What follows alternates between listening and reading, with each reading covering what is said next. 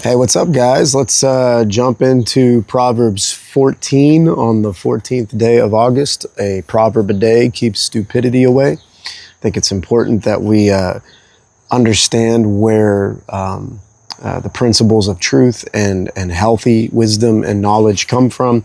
In fact, the Bible says in Proverbs 14, verse 12, there is a way that seems right to a man or woman, but in the end leads to death. And I think we've all witnessed that in our life, people making just ridiculously dumb decisions that end up ruining their life. But there's so many good principles in Proverbs 14. A lot of it is based off of the foolish and the wise, the foolish and the wise, the foolish and the wise. And I think anybody in their right mind would always want to wake up every day going, okay, I want to be more wise and less foolish. And I think one of the greatest problems that I've seen in my life is the older we get, the more set in stone we get. And there's that old saying, you can't teach an old dog new tricks.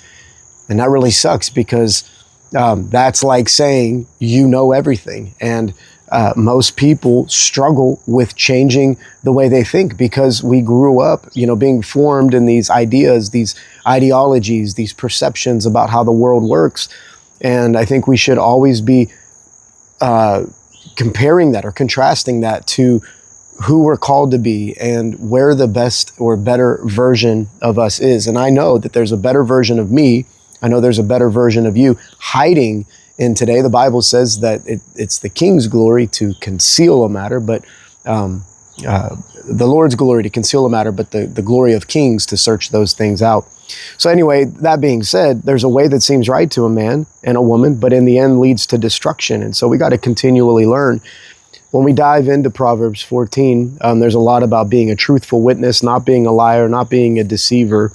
But one of the ones that I wanted to pop out, one of the verses was verse 6. And I think this is really important in the day and age we live in. We live in a day where it's like everybody just wants to fight each other's viewpoints instead of listening to them, considering one another, valuing one another, even when we disagree. And verse 6 really speaks to it. It says, the mocker, or the person who mocks others, or the person who disdains others, the mocker seeks wisdom, but doesn't find any. But knowledge comes easily to the discerning. The mocker seeks wisdom, but doesn't find it. But knowledge comes easily to the discerning. I love this because when I'm reading that, I just hear the Spirit of the Lord saying, spit out the seeds. You got to spit out the seeds, man. What do you mean? Well, I can go into an environment and get with people that I don't agree with. But if I go there to mock them, it doesn't matter if I said I came to find wisdom. I'm going to disdain everything that they say to me.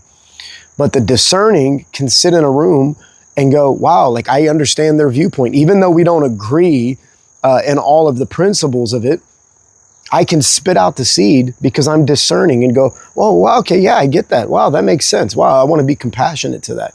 I want to wow, I get that. No, I can see where we don't agree, but I do agree on that, or I understand why you feel that way.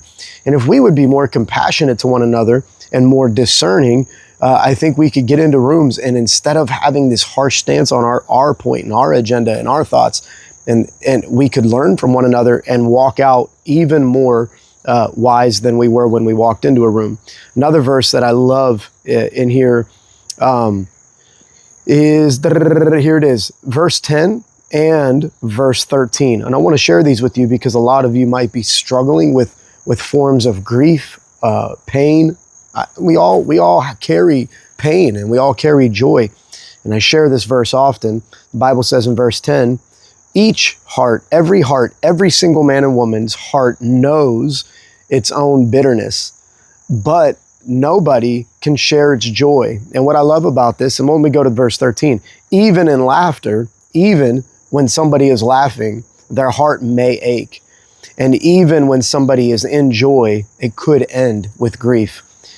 I think about these things because I think sometimes we try to help people in their pain and struggle, and we just go, oh, I understand, or I get it, or, I hope you're okay. And it's like, there's no way for you to know the depth of somebody else's joy and there's no way for you to understand the depth of their pain. And so the reason I love that is that gives me hope, man. It gives me hope that when I'm hurting, when I'm struggling, people don't have to completely get it. And I don't have to completely understand where people are at. But when we learn to value one another, care for one another, we can say, hey, man, I can't even begin to imagine what it must be like for you to feel this way. I think it's unique that at a funeral, every person there is hurting and grieving in their own way. And when we understand that people don't have to fully grasp or have a deep revelation of our pain, sorrow, joy, and excitement, it gives people the freedom to, number one, be around and comfort one another without fully grasping it. But number two, it gives you freedom to heal and say, you know what, God, nobody really understands me like you. And that teaches us where we can go to find true healing and true peace. And then the Bible says very clearly, verse 27, the fear of the Lord is a fountain of life, turning us from the snare of death. And so I would encourage you to seek the Lord, to believe the Lord, to turn to him with your grief, your sorrow, your joy, your pain, your ups, your downs, your highs, your lows, your victories and losses, because trusting in him,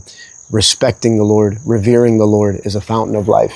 I'm getting eaten up by bugs because it is like all damp out here, guys. So I'm done. I hope you'll go verse by verse, but I hope that some of the takeaways on chapter 14 encourages you today. Let's love one another. Let's learn to spit out the seeds. Let's learn to value each other's views and points and to be able to sit among each other in the school of thought. That being said, I love you. Hope you have a great day and change your world this week.